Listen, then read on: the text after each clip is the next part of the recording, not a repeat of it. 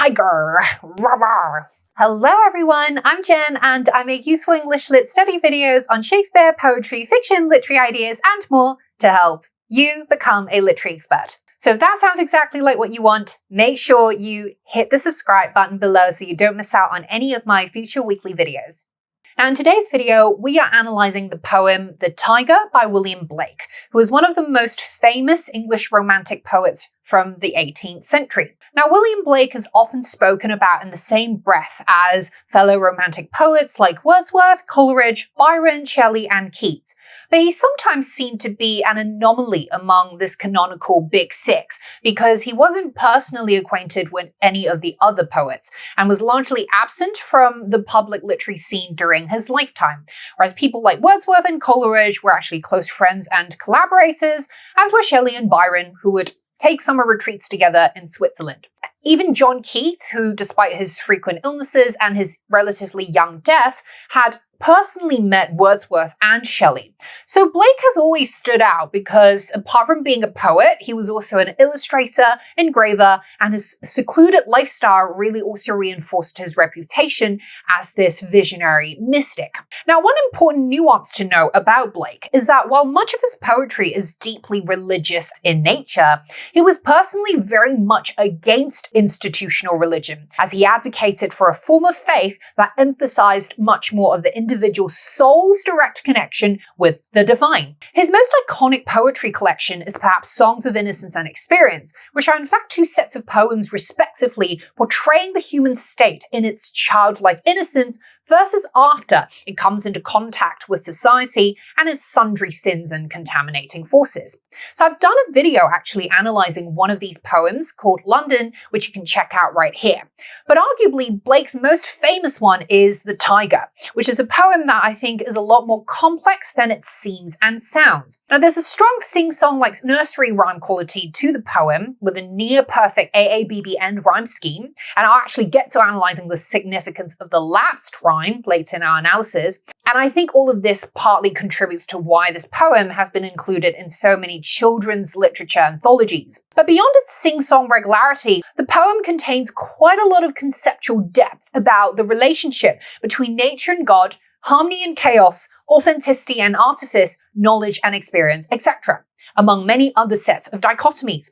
So a central governing idea in the poem is creation, which is of course the entire foundation of Genesis in the Bible, with God being the one who had first created man, the earth, and existence as we know it. But rather than being a pure celebration of divine creation, this poem invites us to consider if creation is something we can only truly appreciate if we don't actually understand how things came to be, whether these things be animal nature or even ourselves. In other words, our capacity for deep wonder is a result of our willingness to suspend rational knowing and to bask in the unknowability and ineffability of the sublime. So in the rest of this video, I'm going to be illustrating this interpretation by close reading the poem stanza by stanza. So let's get straight into it.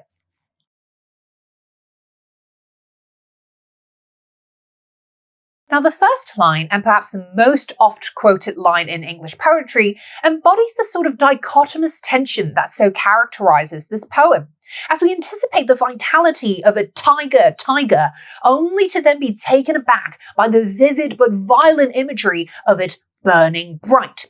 The vivid verb burning calls up associations of sacrifice and martyrdom, as in a saint being burnt at the stake, or even just burnt offerings like the sheep or goat in Old Testament worship rituals. So already then, there's this tension between life and death established at the start of the poem. And in fact, throughout the rest of the text, there's no indication that this tiger, despite burning bright in the forests of the night, is actually an animal that's alive. Now, as an extension to this point, the phrase, "thy fearful symmetry," contains a similar dichotomy, whereby fearful seems to suggest a ferocious, threatening animal, and yet the geometric diction of symmetry at once diminishes this sense of threat by reframing the animal less as a beast with dynamic contours than as an object with a well-defined shape. So the first stanza makes clear that this poem isn't really about the animal per se, but instead the thing that is responsible for this animal's creation, which is that immortal hand or eye the speaker tries to figure out with an endless series of questions in the rest of the text.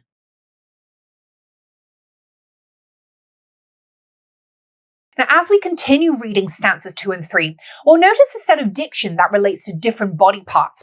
Now, we can be fancy and call this anatomical diction, which is reflected in the references to thine eyes, what the hand, what shoulder, the sinews of thy heart, what dread hand and what dread feet, as well as in what furnace was thy brain in stanza 4. The repetition of the word hand emphasizes the craft and the making of something, rather than the agent who owns that hand, while the tiger, no longer referred to as a tiger until the final stanza, is now lexically decomposed into separate parts, which invites us to consider this otherwise vibrant, dynamic, and unique being in light of a basic biological function, as something that, like us humans, is also composed of a beating heart and a pair of bright, fiery eyes. So this reframing of the tiger as a separate anatomical part diffuses the categorical distinctions between man, beast, and even God, as all three possess hand and heart, even as the defined hand and heart are to be understood, of course, in a more symbolic sense of God's power and will. By the way, guys, if you find this video helpful so far, I'd massively appreciate it if you could hit the thumbs up button below and subscribe to my channel so that you don't miss out on any of my top grade lit study content going forward. I'd also encourage you to check out my membership program by clicking the join button below if you want exclusive access to members only study content and make special video requests. I'll see you there. Once again then, we're bumping up against this tension between, on the one hand, seeing the tiger as this wondrous, almost magical creation, and yet also being reminded that it's also just a creature constructed with the same bodily faculties as other creatures, humans included. So while we're meant to appreciate the tiger with a sense of awe and wonder, we're also actually encouraged to see this animal as a fellow being, and to see our own beauty and capacity to invite just as much awe and wonder reflected back at us in this tiger's characterization.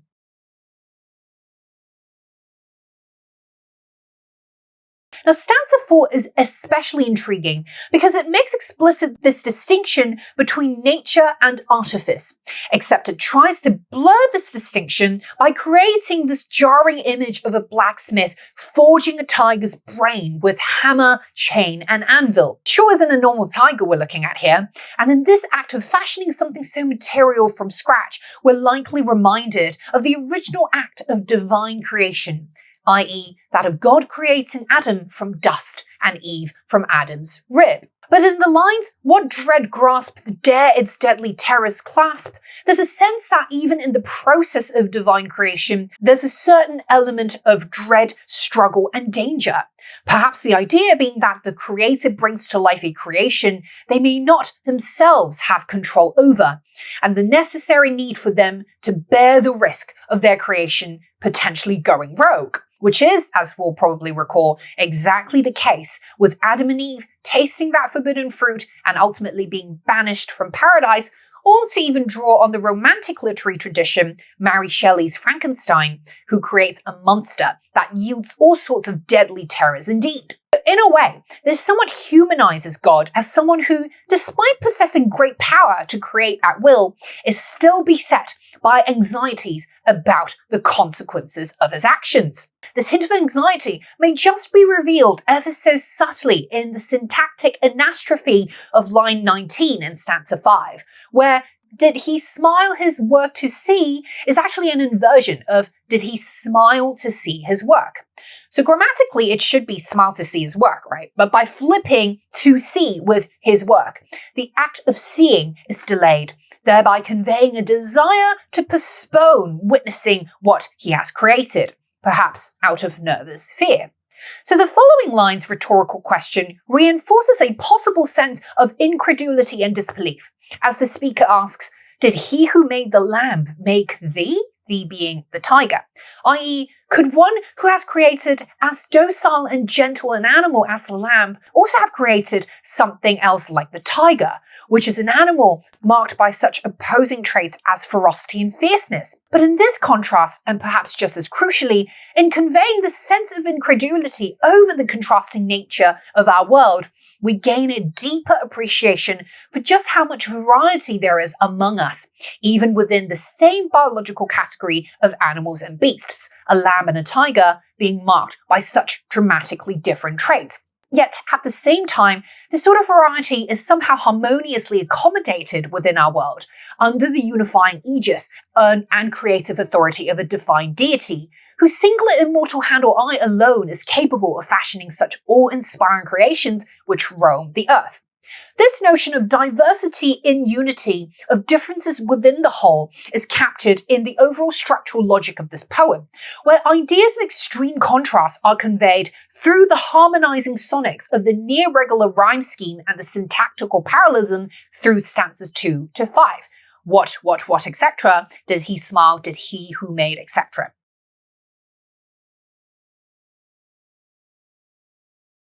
But the genius of Blake is such that he leaves room for a crack, or perhaps a deliberate flaw in an otherwise perfect structural cosmos, which manifests in the lapsed end rhyme of I symmetry. The poetic nerd in me can't help but savor the irony of this sonic asymmetry in a pair of words that contain the very word symmetry. But maybe this points to the big idea that Blake wants to convey, which is that the more we reach for perfection, as symbolized by this idea of symmetry, the more we must reckon with the truth that we and the world at large are asymmetrical and therefore imperfect constructs. But in the poem's celebration of this mystical, almost supernatural tiger, we're invited to see our asymmetry not as a negative flaw, but instead as the source of wonder and the hallmark of our unique beauty. So really, despite the structural echo at the end of the poem, with stanza 6 being a near repetition of stanza 1 and the phrase fearful symmetry reiterated as the final words, notice that there is also an asymmetry created by the lexical discrepancy of could and dare in the respective last lines of stanzas 1 and 6.